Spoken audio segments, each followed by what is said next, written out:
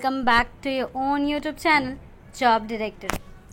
आज हम डिस्कस करेंगे दोस्तों हमारा जो सेशन चल रहा है टाटा स्टील जेट एग्जामिनेशन को लेकर, उसमें आज हम इंडस्ट्रियल ओरिएंटेड लर्निंग की क्लास को लेकर आए हैं। ठीक है, तो चलिए बढ़ते हैं हमारे क्वेश्चंस की तरफ। हम लोगों ने प्रैक्टिस सेट 6 तक सॉल्व कर लिया था दोस्तों। आज हम आगे के नेक्स्ट सेट्स को लेके आए हैं। हमारा प्रैक्टिस सेशन चलते रहेगा। हमारे एग्ज़ाम्स के 15th को है ना हमें एग्ज़ाम, तो हमारा एग्ज़ाम से रिलेटेड जितना भी इंपॉर्टेंट क्वेश्चंस बन सकता है हम सारे क्वेश्चंस को प्रैक्टिस सेट के ये से लेके आ रहे हैं।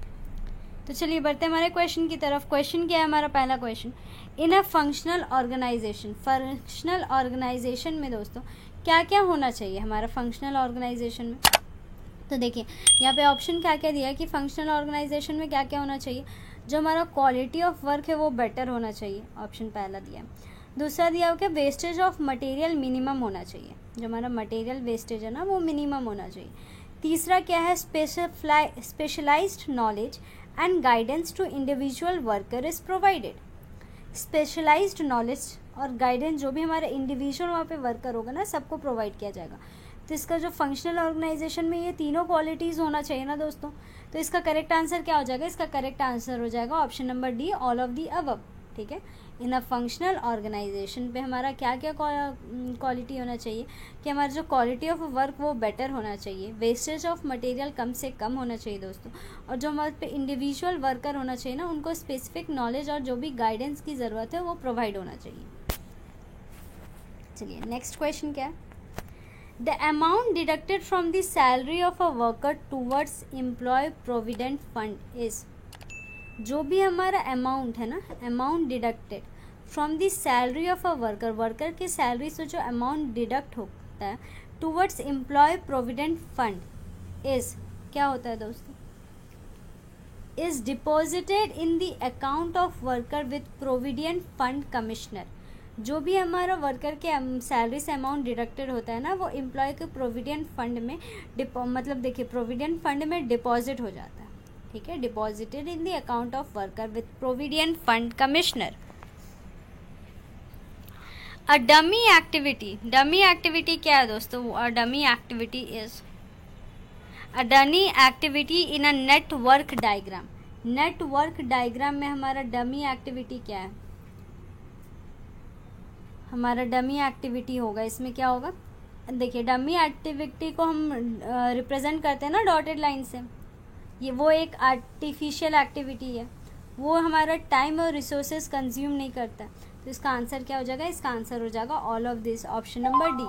A dummy activity in a network diagram is represented by a dotted line in an artificial activity and does not consume time and resources.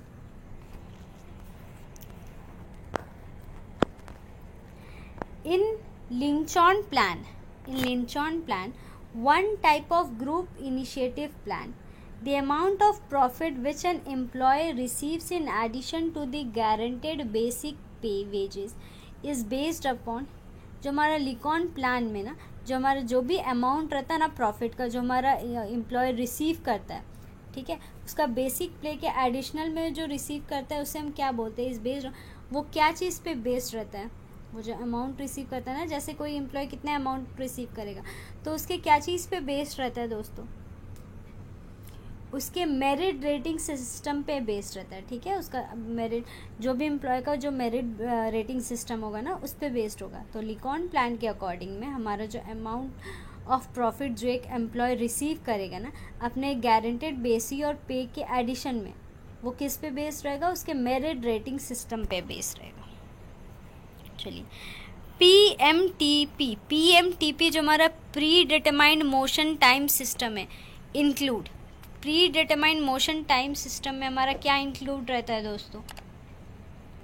उसमें हमारा मेथड टाइम मेजरमेंट इंक्लूड रहता है, वर्क फैक्टर सेफ्टी इंक्लूड रहता है, basic motion time study. इसका correct answer क्या हो जाएगा? इसका करेक्ट आंसर हो जाएगा ऑल ऑफ दिस।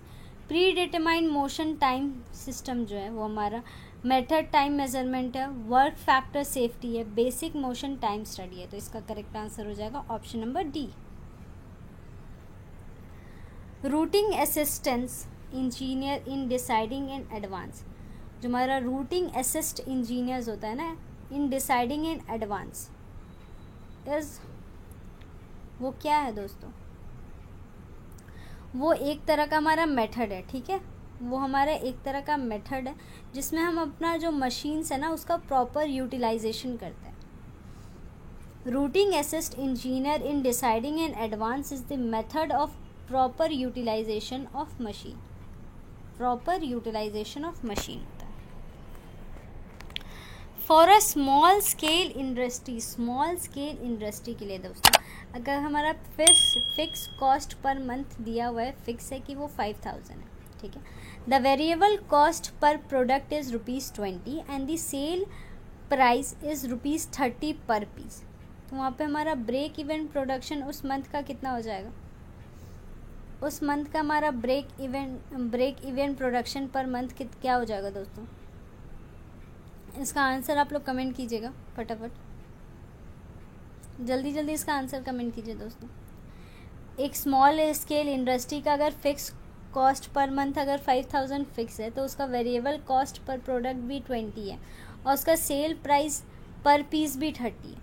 तो बताना है कि मेरे को ब्रेक इवन प्रोडक्शन उस मंथ का कितना होगा, ठीक है ना दोस्तों। तो इसका आंसर आप लोग कमेंट कीजिए फटाफट, इसका आंसर कमेंट कीजिए। चलिए मैं बताती हूँ, देखिए इसको कैसे सॉल्व करेंगे। हमारा फिक्स कॉस्ट दिया हुआ ना, फिक्स कॉस्ट, तो फिक्स कॉस्ट बाय जो हमारा क्या है सेल प्राइस है ना दोस्तों, सेल प्राइस और वेरिएबल प्राइस, वेरिएबल कॉस्ट है ना, इसको कॉस्ट लिख देते हैं चलिए, ठीक है। तो यहाँ पे हमारा कौन सा इक्वेशन यूज़ करेंगे, ये इक्वेशन यूज़ करेंगे। देखिए कौन सा इक्वेशन है, fixed cost divided by sale price minus variable cost. तो फिक्स्ड कॉस्ट कितना है 5000 है, ठीक है। सेल प्राइस कितना है, सेल प्राइस 30 है, वेरिएबल कॉस्ट कितना है 20 है। तो 5000/10 कितना हो जाएगा दोस्तों, 5000/10 500 होगा। इसका करेक्ट आंसर क्या हो जाएगा हमारा, ऑप्शन नंबर सी हो जाएगा। समझ में आना इसका आंसर आप लोगों को। देखिए कौन सा इक्वेशन हम लोग यूज़ किए, fix price divided by sale price minus variable cost.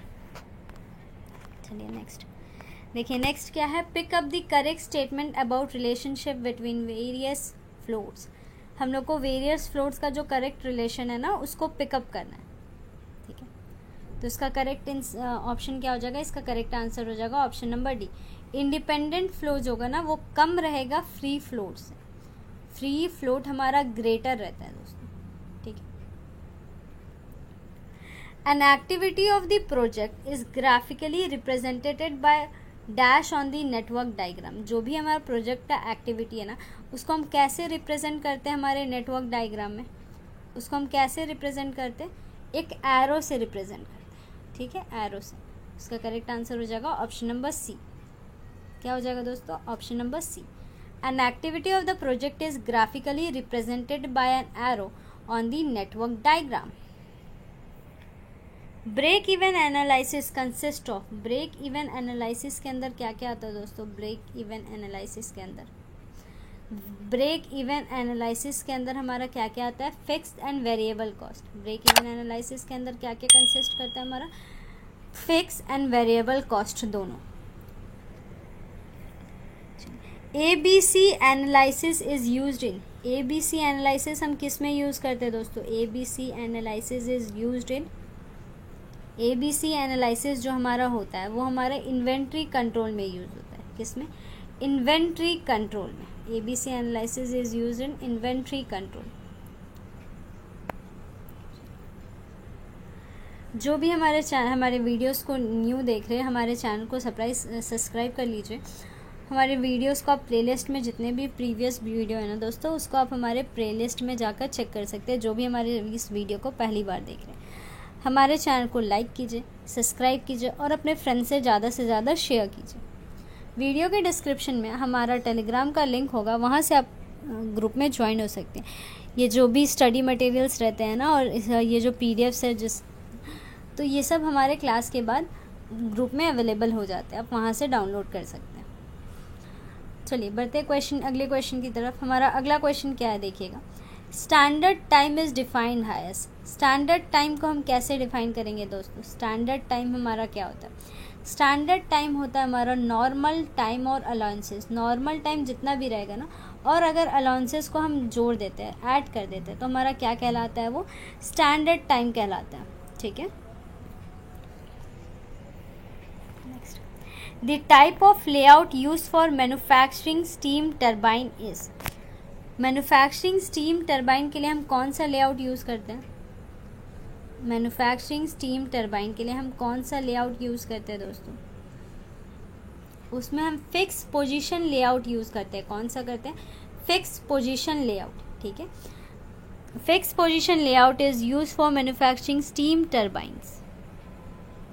Next, motion study involves analysis of. Motion study involves analysis, किसके एनालिसिस को इन्वॉल्व करते हैं हमारा motion study? Motion study involves analysis of action of operator, action of operator का। ठीक है, motion study involves analysis of action of operator. चलिए आखिरी क्वेश्चन की तरफ चलते हैं। हमारा आखिरी क्वेश्चन क्या है आज का? Which of the following represents a group incentive plan. कौन सा ऐसा है फॉलोइंग जो है रिप्रेजेंट करता है हमारा group incentive plan? Group incentive plan कौन रिप्रेजेंट करता है दोस्तों? हमारा जो स्कैलॉन प्लान होता है ना, स्कैलॉन प्लान, वो रिप्रेजेंट करता है group initiative plan. Thank you.